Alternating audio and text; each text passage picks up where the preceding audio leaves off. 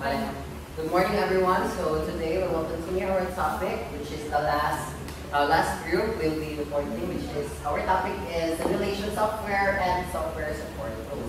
But before that, we will discuss what is these two variables in our topics, which is simulation and the software support. So when we say simulation, these are a software or a set of instruction, data or program used to operate computers and execute specific tasks. So software daw, when we say software, these are mga application or mga apps in our cell phones, in our laptops, in order to operate computers and execute specific tasks. It is the opposite of hardware. Kasi itong hardware, these are the tangible or magbanta. So what are the examples of hardware? So mga PC, mga cell phone, wala siya hardware. Muna siya ang mga hardware. Ang software is ang mga applications. Yan, kasunod sa hardware. Next is, so muna rin siya. Ang simulation software is a uniquely developed animated model that mimics a real-world setting is known as simulation. So, simulation is, same na Japan sa mga uban group, but kakalayan sa simulation is, it mimics a real-world setting. So these models allow students to experience various real-world scenarios. So simulation in education is to attempt to integrate fieldwork and coursework better. A simulation program might be built based on hypothetical events to learn how a system operates. So simulation is really important in our education since it helps our students to build or to create systems that really operates. So next is these kinds of programs allow the students to alter the variables in the given virtual settings to research how the variables affect the steps and process. So simulation enables the students to become proficient in their jobs or talent without taking any chances. So that is simulation in education. So next is how can simulation software for education help students? So first is computer-aided learning. So simulation is one of the things that simulation can help is computer-aided learning. Of course, interactivity and system of adaptive application. So in 21st century is we use a lot of technology in which our society is really kind of capable na sa mga technology in our life. So first simulation software is sa software support tools ulit. Si Miss, kasi ang software. So next we have software support tools. In fact, software support is critical. It makes sure users have a smooth experience. It includes services to fix tech issues, boost performance, and increase user happiness. So, software support tools kanang nagakuan siya to have those users na maging kanang smooth good siya ang paggamit nila. So next, we have software support tools is designed for people with disabilities. So it improves accessibility, communication, mobility, and independence. So matapil niya or namin mga examples na kanang mga software na where people with disabilities kay kanang magamit nila. So these tools assist individuals with visual, auditory, mobility, cognitive, and learning disabilities by adapting digital environment to their needs. So, as we know na yung mga kanang based on na research. So there are mga software na kanang like for example, tao kay kanang kanang dili siya kakita. So like for example, dili siya kakita. So naay software support tools na kanang para gud sa iya hardware kanang he or she can kanang magamit niya. So how does software support tools for education help students? So it improves learning experience, and second, accessibility Say next. Okay, so I have a question for you. So, ang sa ganyan kalayan sa simulation software o ang software support tools. So, anyone? Simulation.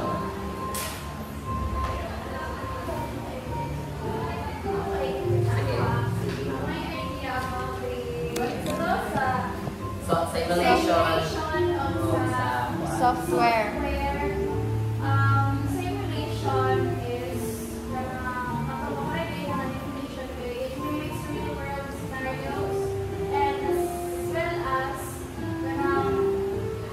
alam ang students yung mga experience din kung saan real world scenarios na sa tinatawag and also Software support. software support is diba ang software is di siya tangible which is simulation sa Computer. Application lang siya. Application.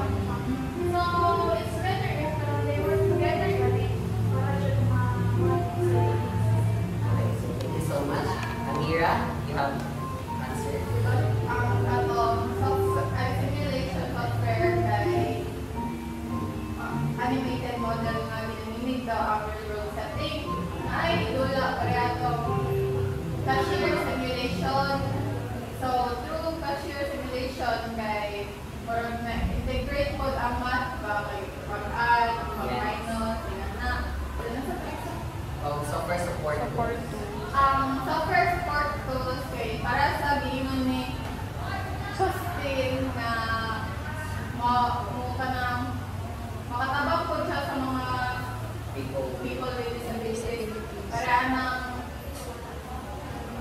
kanang method of here. So, like kanang mga Application. Na pwede nila magamit. So thank you so much. All of your answers are correct. So now we will delve into what are some applications or some apps in our simulations software. So first is our Articulate 360. So Articulate 360 is an all-in-one e-learning development. Let's say e-learning is electronic learning development platform designed to help educators, instructional designers, and organizations create engaging and interactive online courses. So it offers a suite of tools for creating responsive and multimedia-rich learning experiences with requiring advanced technical skills. So later on, we will delve in about Articulate 360. So here are the how to manipulate Articulate 360. So first is sign in. So muna siya ang interface sa Articulate 360. You need to sign in your email and if bago pa ka, you can log in. So nana siya sa taas, log in. Next, if masulod na mo sa Articulate 360, is magiging siya mag-success. So mag-success ka sa buhay. Yes. Yeah, Articulate 360 is tagaan mo 1 month free trial in which you can avail of their premium products, which is pwede mo maka-search, maka-create ng mga AI ng mga. Next, ano dito siya? Canine.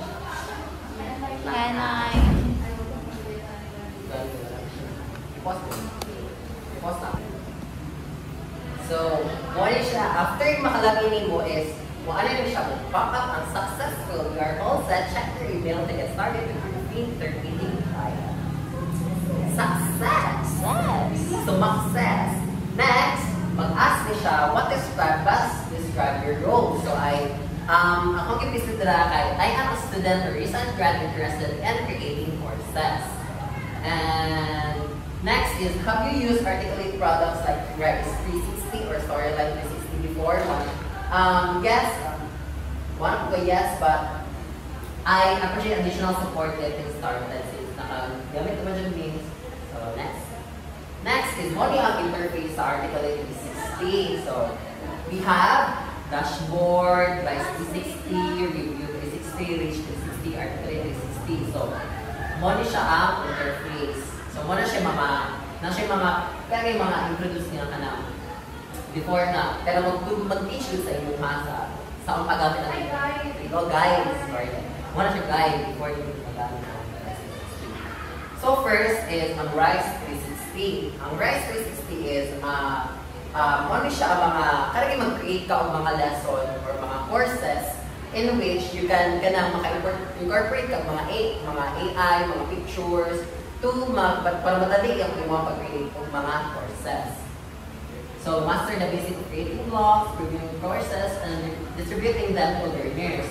So, muna siya, ang mga playground niya. First is, i-guide pa niya sa pagbuhat sa mga first lesson. So, okay, if makabalo na ka, pwede na ka mag-create ng blog, so review, tapos distribute to learners. Next is, muna siya, pinakababa. Tapos sunod, kay ang dashboard. So, ang dashboard, kay muna siya, dito ang mga AI policy template, Rise 360 contents, mga courses in which you can apply to yourselves. Next is, sa baba na siya sa dashboard.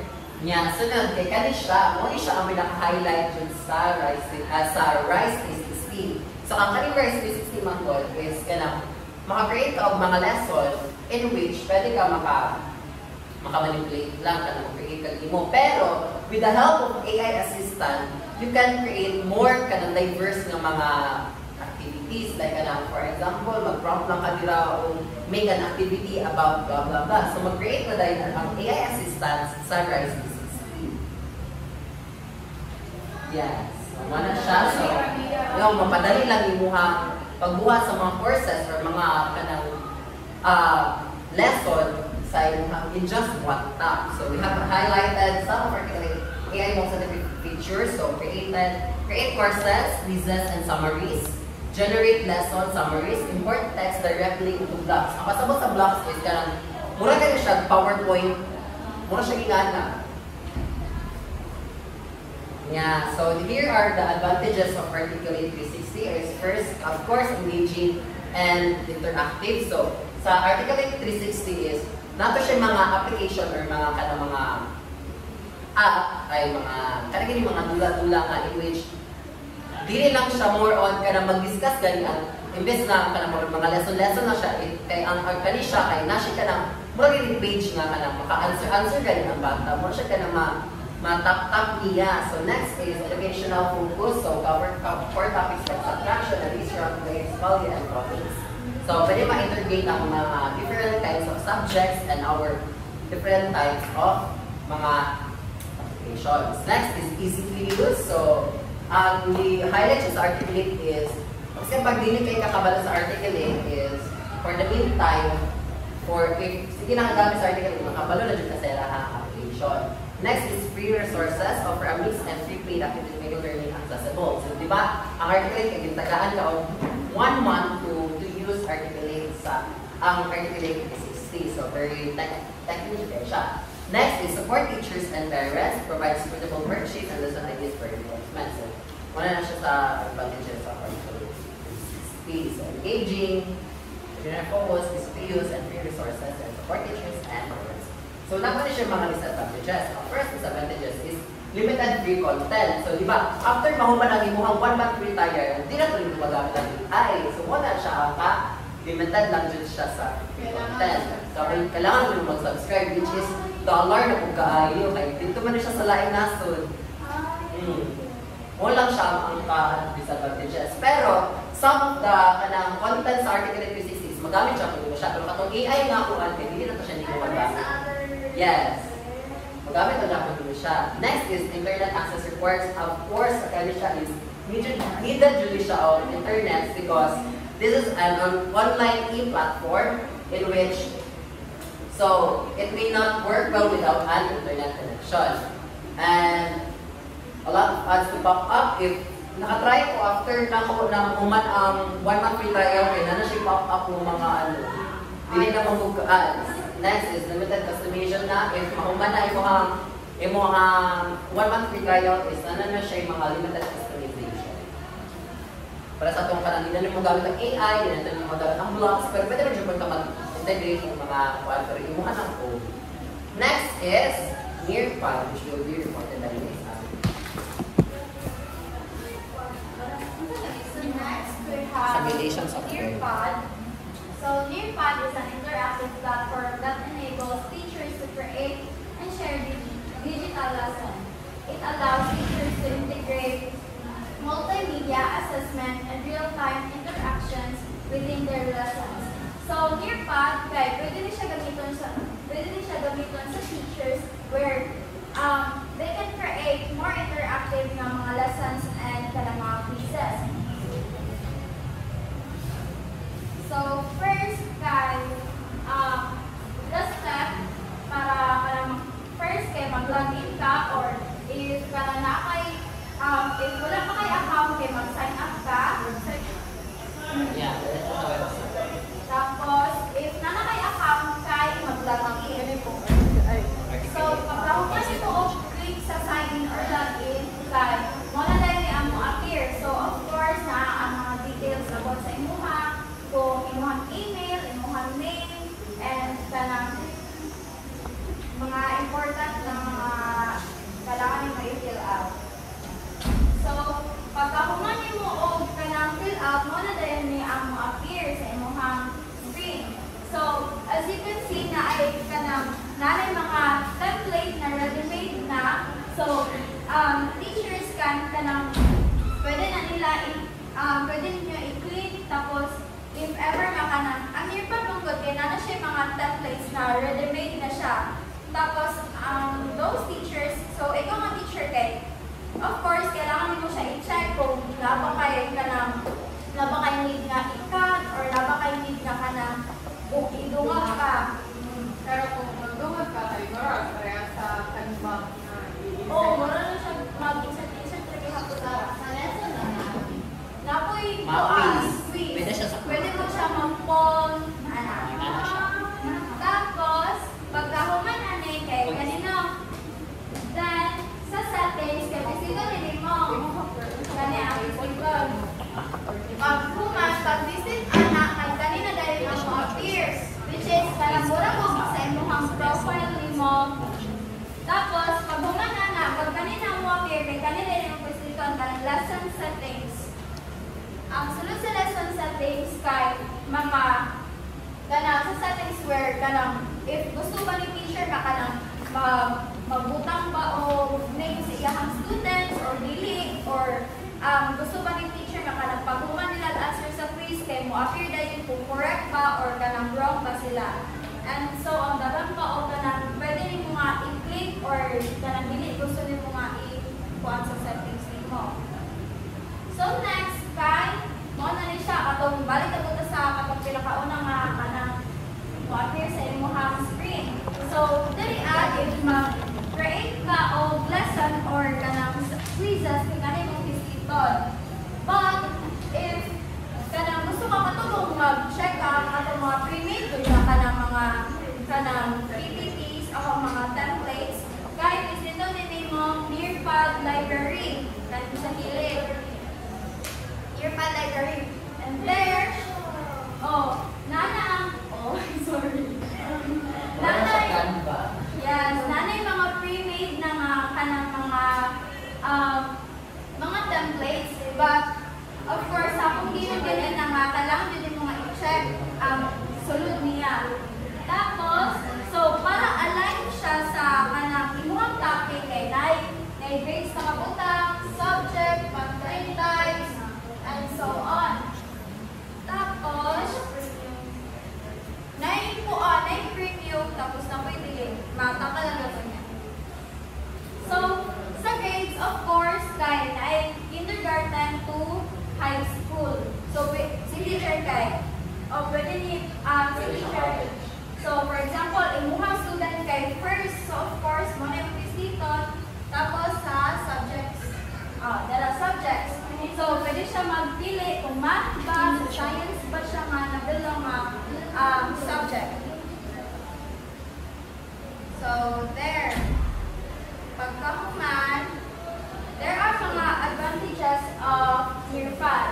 So, first, it incorporates interactive features such as quizzes, polls, and videos that engage students and make lessons more interactive. So, just like what I've said earlier na, Nearpod can using Nearpod Nearpod kay makahimo siya og more interactive na kanang mga quizzes, lessons na make the class more interactive and mas ma-engage good ang mga students. And next, we have teachers can create personalized lesson by uploading their own content or using Nearpod's pre-made templates. So just like what I said earlier na, katong mga pre-made na mga templates kay kanang of course, kanang i-check mo to ni teacher, tapos pwede mo niya i-personalize ang katong mga template. Pwede siya kanang mag-add siya dito, mag-upload siya og iyahang ideas, and also pwede po di siya mag-cut good or na siya i-delete or na siya i-pull ang mga templates.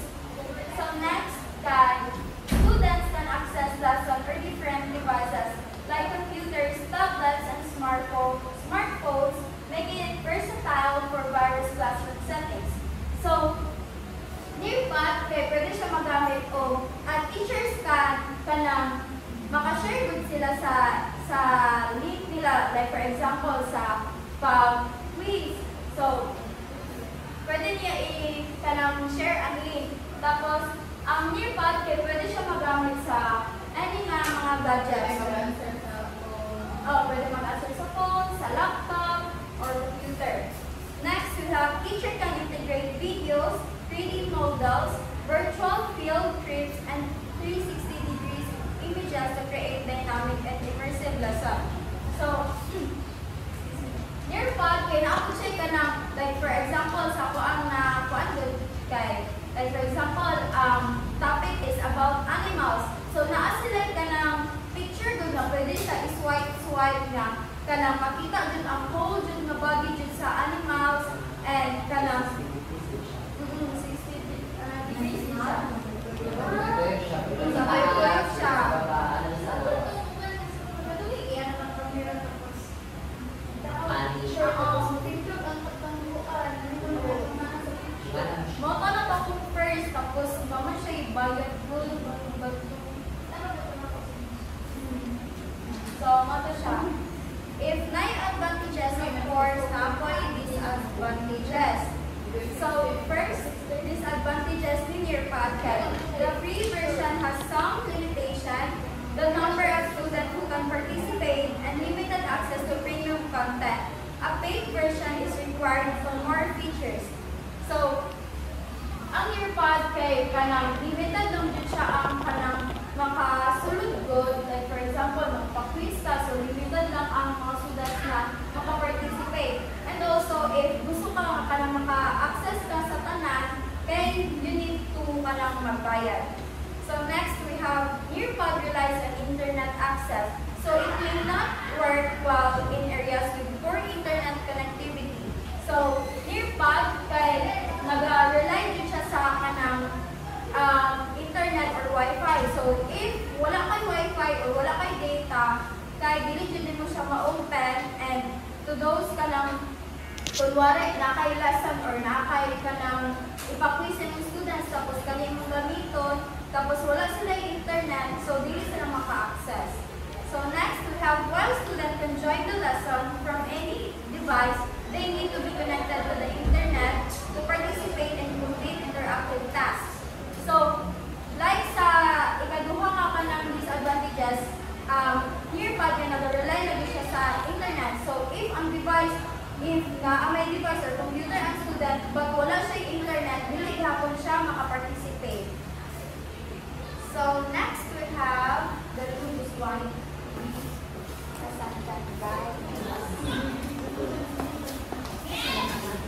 So, good morning everyone. First, kanina is una na i-discuss ang software kay kato Articulate 360 and next kato Nearpod na recording upgrade. So, ikatulo na ito ang software karon kay ang Ludus One is an innovative platform designed to enhance learning and engagement through gamification and interactive experience. So, kani siya nga Ludus One is kanang maka-enhance siya o more interactive doon kapag buwat sa mga platform real na software. So karon makita nato ni karon kung saan siya pag step by step pag imo or paggamit natin ito. Ludus One. So step mag-search ta, magpamato ta sa kanang website doon. I-search ta na to ang Ludus One, so na mo gawas but ang inyong pilion nga kanang dagan mo ni siya mo gawas na abot ta ito logo di ay logo niya lahi mo sila but same lang pangalan pero lahi ni siya ang iyahan lang kuha sa Ludus Sky ang kani iyahang ingani iyahang then pag ma-search na to is mo niya mo gawas kaning collaboration presentation for creative team. Tapos, pag mag-visit na natin ito, di ba, try to free, for free, dra siya. Pag mag-click na natin mo siya, so, ang kanya siya is karang 1 month lang po lang iyahang free gold, pariha lang po sa articulate o sa katong, sa nearpad. 1 month lang siya, then after 1 month, kaya lang, wala din na siya magamit, pero magbayad na ka o magamit ka ani. So, pag mahuman mo siya, lagi, nakalaki na ato, tani siya kay easy to use lang yun siya kay pag lagi mo no kay dito na din siya dali so, kaniya kung gawas kanin create presentation, yun na siya i-click dra, then ang gawas kay kanin. So, na siya, nakabutang ang create presentation, tapos team gallery of import PDF. So, dali sa create presentation is kaniya kung gawas kanin siya dali. Then, pag mag-click na kung taong import PDF, kaya siya ka nang malimagutang ng taong files doon, din mo, siya ka nang generate na siya o ka na himo na siya o PPT doon. Then, pag mag-kuan ka, click na sa team gallery, mo na siya, mga template niya. So, mamili na ka dra, pwede mo siya usbon-usbon. Then, pag makapili na ka ato, di ba kabante ka, remember mo atong last time katong idea ano ni Ma'am introduce nga software katong quizzes.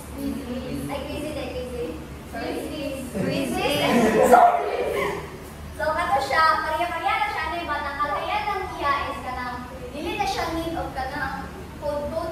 Diba nato siya join ang kanila kay kanang teacher lang ang mag-present ani dili makasulod ang student pero mga imo ka og kanang presentation parihaan ang nasa PPT nato ang ginagamit ng PowerPoint.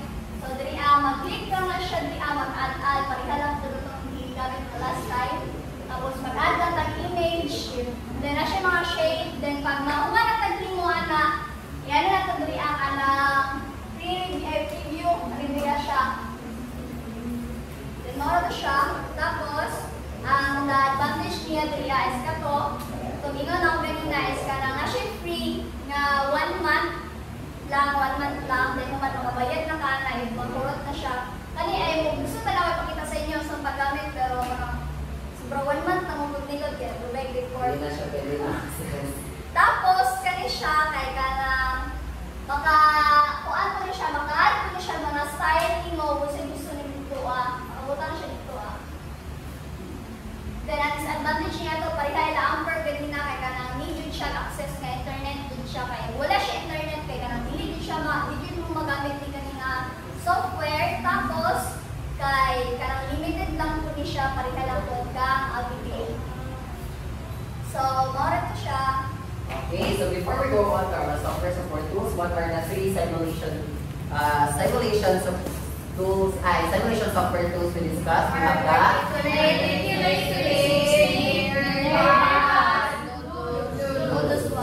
so first software support tools that we discussed in this man.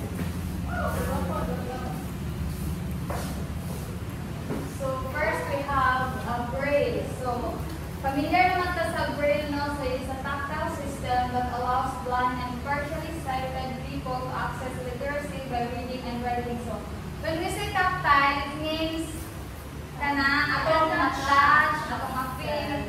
So pareha sa kanang natin mga blind, natin sa to diya. No, kanang mga blind nga kanang kailangan man din na ilang kanang ma-feel kanang blind. Ang nagagamit ani is kanang mga blind person or people. So how to use? So learn to identify the different dot combinations that make up each character and use one or both hands to fill the raised dots. So read from left to right across the page. So, para ani, so, ang kanin, nasa yung dot, kanin sa A, man siya ang A, isa lang siya, tapos ang B, kanin duha, so ang C, paana na siya. So, mga grade done is, magsugod ka dito sa left. So, na siya example, wait. So, para ani, ang hello, so, dara, ang hello, so, H, asang H dito, baliktad, ano. Pero ako na sa malilit iling. Dara, so, dara, H. So, hello. Feel ko natin yung siya. So, start the ay, so, imaginary lang magsasagot ko. Ano lang na, so, edge. So, i-feeling na din siya magtugod sa left. So, paanat ka din daw. Pababa na siya nga dot. At ganin din sa right. So, duha. So, paraan ni edge. E. Tapos, ang A, ang akatong E dire. Dara. So, dire. Ana siya. Tapos, digan ako ng isa niya. So, ang sunod, guard ay duha ka L. Ang L dire. Pero, i-feeling nyo ano lang. Imaginary. Ang sunod, guard O. Asang O dire dire siya. J man na. Alam mo. So, wait lang. So, left and baba nga right and malikot siya sa left. So, paana siya. So, dara ang hello ay O. So, ang hello. So, bali, nga siya pagbasa daw ninyo, yung i-touch pa, i-feel ninyo, anak. So, anak, ang sunod rin yung mga dot-dot. Tapos, mga na siya. So, para sa tuwa, marabison pa siya sa ato, kaya di man kasanay. Pero ang kanang mga hawdanay, para na kanang sa eskwela. Oo, mga eskwela. Oo, man sila mga areas. First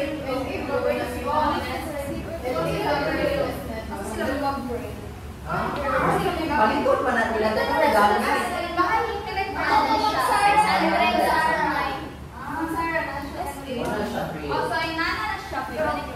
Murag na ako daw like nanay ka nang sa screen as ano sa tawag niya ka nang murag siya dito nang sa gadget nang mo siya. Pero dili mo siya makita Dili. Ano lang dito. Pero grabe lang sila nang mo kamatan ko lang dito or siya ang feeling nga para din sa katong Kapangay na mo siya pero dili mo siya makita na nangyayari Hindi para sa kanang sa personal din siya maano.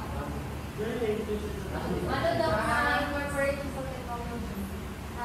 Because And ang ano ko siya sa technology kaya na kataga sa among ingon na ako siya pwede ko siya sa assistive. Pero mas ano man pud good. better mo na siya sa para lagi siya mga ano touch. Napili up, pero ma-feel din mo siya ba mas effective siya. action na sa So, that's yung mga advantages. So, literacy, Braille can help with literacy, grammar, spelling, and punctuation. So, next, independence, Braille can help people who are blind or visually impaired feel more independent and have higher self-esteem. So, kaato ka ng mga, ano siya sa, mga help siya sa mga blind or visually impaired. Next, accessibility. Braille is a universal system that can be used by people who are blind or visually impaired. So, ang mga universally, siya system. So, pwede pang-access. Pero, naapot siya sa disadvantage. So, next, ang technology integration. So, Braille can be integrated with technology of, para sa, lagyan ikaw, tanan na star. Pwede po siya sa technology such as note takers and refreshable Braille displays. So, pwede po siya sa technology pero mas siya kung sa personal din siya ma-feel or ma-touch. So, disadvantages, learning difficulties. So, some people may have difficulty learning Braille. So, para sa ato, kung kita magtuon mo, nag-listen dyan siya. Pero kung ang parang mga nasa nani, dali lang sila. And space and cost, Braille can be expensive and take up space. So, kung sa technology daw siya is ganang expensive or ganang sa space, hindi yung medyo booked up. And next, limited use. So, some information will be lost when using Braille, such as information and tables and Braille music. So, dili po tanan accessible daw sa Braille na kaning sa Braille na sa technology, dili po siya accessible tanan. Napoy ka ng some information nga wala dito or ma-lost Braille. And declining usage, so some people may be reluctant to use Braille. So, dili po dalan kanang ang uban po kay hesitant or kanang unwilling po sila mag-learn ani kay tungod gani nga kanang malisudan po ta or kanang malisud po siya first ang kanang baguhan. And next is electronic Braille. So, some people may not have the tools to read electronic Braille such as a refreshable Braille display or screen reader. So, electronic Braille, so, napuiwan na kanang dili po sila maka-access anang electronic Braille. So, mana ako ba di kanang kuan sila og katong dili sila ano galing sa screen nga ano lang siya reader. So, mas kanang prefer sila og kanang sa personal nila nga sila ang mag-touch or mag-feel. So, all of those siya ang sa Braille. Next is speech system. So, next support tools na mo kay first kanina is katong Braille, tapos next kay speech assistant or AAC. A speech assistant AAC agreement and alternative communication is a device or software application designed to help individuals who have difficult speaking. So, kani siya is kana maka-help na siya sa mga student or sa dili lang sa student sa uban pa nga mga people nga na especially ilang nasa difficult nga karapag storya dis ka kabalo mo speak pero makadungog sila kanya kanang pag na case so, or the non-verbal communication effectively. These tools are especially beneficial for people with conditions such as autism, cerebral palsy, stroke, or any other speech or language impairment. So, magpakita ko first niyang step there is i-install lang siya sa Play Store. Makita niyo sa Play Store. Tapos, ang iyahang pa namin is wala na siya laging pag na-download na mo siya, is diretso na siya kanin. Diretso na siya ingana siya. More siya na calculator nga makita lang mo. Tapos, if ka nang mag-try ka o ka nang butang o word, ka na mag-type lang ka dira, paghihanin ka. I love you. My name. So, kani siya, ginawa lang ito. Kaya mag-type, pag bumag-type dito, yun na siya i-speak speaker dito. Yan na lang siya. Pero, ang yahan kapan na anis ka nang hindi siya magamit sa mga bata. Siyempre, kaya mga bata ba na hindi pa kabalo mo spelling. Pero, if na siya sa higher, karang kabalo na yun siya, kaya pwede siya magamit natin. Pero, mga bata yung ayaw malugan. Right to mga bata ay graders. Ha? Right siya ng mga bata. Hindi na magamit sa mga deaf. Mga deaf ito. Mamamute ka, nila tayo. Ay, there. So, ang advantage niya is katong niyo naman yung dali rin siya ma-access mo ang kanina ma-app. Tapos, offline na siya, kanang siya, need nga, online din siya lang. Parehas sa uban nga.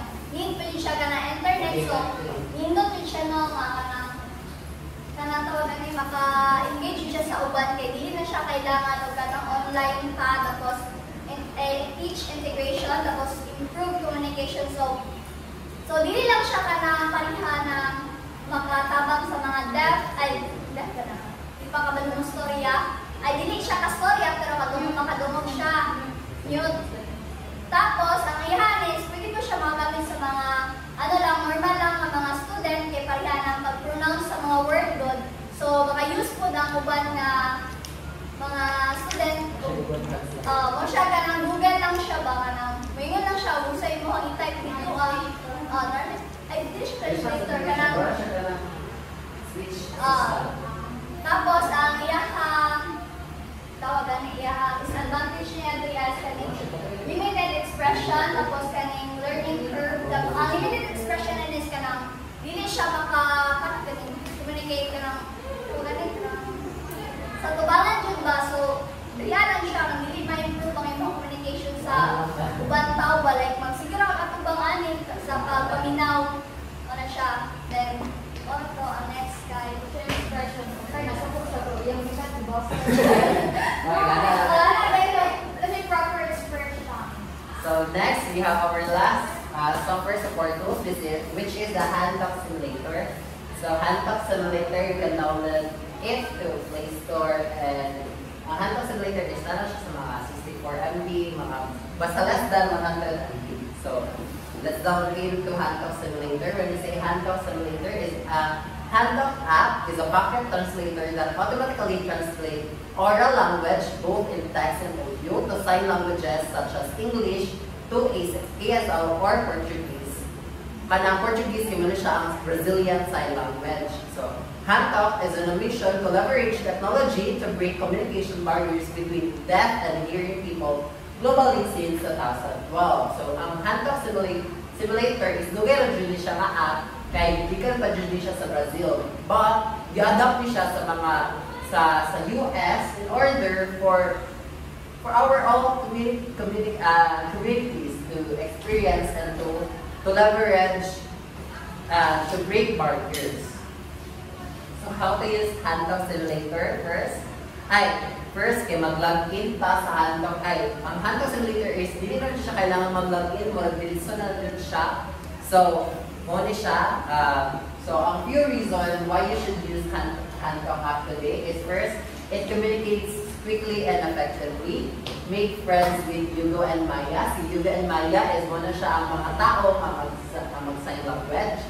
Next is learning a new language can be fun. So, as what I said earlier, is not to be shy ka sa sign language galing mga different way of talk sa sign language. And Handtalk app is a powerful tool. So, use the app as a resource in the classroom, with family and friends, or just to improve your vocabulary. Next is, and Handtalk is awarded by the United Nations as the best social app in the world. So, muna siya, download for free, learn whenever and wherever you are, English to ASL, and Portuguese to Libras. So, muna siya, awarded lang siya by the United Nations. So, here are some of their clients, Mondelez International, JM, and Samsung. So, muna siya app interface sa Handtalk app simulation. So, there are 4 million downloads and 4.1 average rating from the user and 700 million words translated by Hugo and Maya. So it explores the languages with Hugo and Maya. Kung si Maya ang babae, ang si Hugo ay ang lalaki. So si Maya is translate text or audio, types a text and say something for a character to translate to the chosen sign language just like that. Choose the sign language you want to learn. For example, you want to learn about Brazilian and Portuguese, so pwede po siya. So, customize Maya and Hugo with your favorite items. Pwede po siya ninyo, sa hinaan ka din ninyo mga translator. And also, you can say translation for your favorite movie. Yes. So what our users saying is, kani siya, meron na tao ka ng feedback about sa app. So Hugo has been our go-to from the beginning of our journey with Adapt. Fosters to adopt child easy, fast, accelerated, gentle. Hugo has gotten us through the roughest patch of our daily countdown. So, muna siya, Handtalk Simulator. Play ba ang video? Muna siya sa paggamit. So, nana siya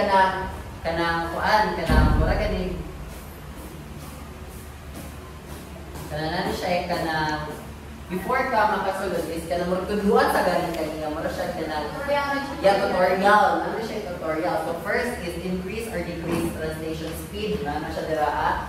Next, see your recent translation and add new ones to your favorites. Next, press the microphone button, speak, and Hugo or Maya will do the translation. Pwede ka speak or pwede pa type. Next, take a picture or text to use an image. Yun siya. Or change the translation language and repeat the translation when you need and rate Hugo and share the translation. So that's it, how to use the Handtalk Simulator. Next, Kani siya, nag-prompt ko, for example, hi. Wala na siya, muhatag siya o pagkawas ng hi. Hi, for example. So, ang sign language siya, hi kay Ana. Hi. Ano siya? Hi. Or salute or hello. Same lang dyan sa hello. Hello. Ana na siya. Or thank you. Oh, English. Thank you very much. Kahit pa lang sign language sa English. Pero kami siya, pwede niya siya sa English o how are you? Mali na siya pag-ano. What are you doing? Dapat na siya, how are you doing na noon? So, wala siya. Sabihin, what are you? What is your name? Wala na siya. What is siya? What is your name? Yeah. So, what siya? Sa una siya pag-ano? Hello, hi. So, advantages of Handtalk is promote accessibility, so help reach communication gaps between the hearing and deaf communities.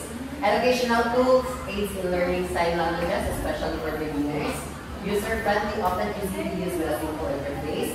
Instant translation, dahil ang education makakatag iba, gusto mo net. Provides quick sign language translation for common words and phrases. Next, it encourages inclusion, raises awareness about sign language and its importance. So, if may advantages na po tayo, disadvantages. First is limited accuracy, may not capture complex grammar, expression, or nuances of sign language. Diba, if magalit ka kayo, wala siya gasuko, wala siya gagana. Wala poker face lang yung nakikita. Pero if sa in-conjunct is, some of our deaf and mute content, kapag magalit sila, kailangan na siya ka-anak-anak na siya kailangan kuhaan. And not a replacement for human interpreters. So, ang human interpreters is dahil naman dyan mag-deliver o kanang sign languages. Limited vocabulary, some signatures might not support full sign language dictionaries and requires internet or device compatibility. Yes, a Handtalk Simulator is an online e-platform in which kailangan mo siya net. Eh, di ba? Dili man dyan ka maka-kuan good, dili ka maka-sign language if wala kay net eh. Because of the net. Yeah. So, over-reliance on AI user might mistakenly believe it fully replaces learning or understanding sign. So that ends our discussion about the simulation support tools and software support tools. So I hope you have learned something today, and thank you so much.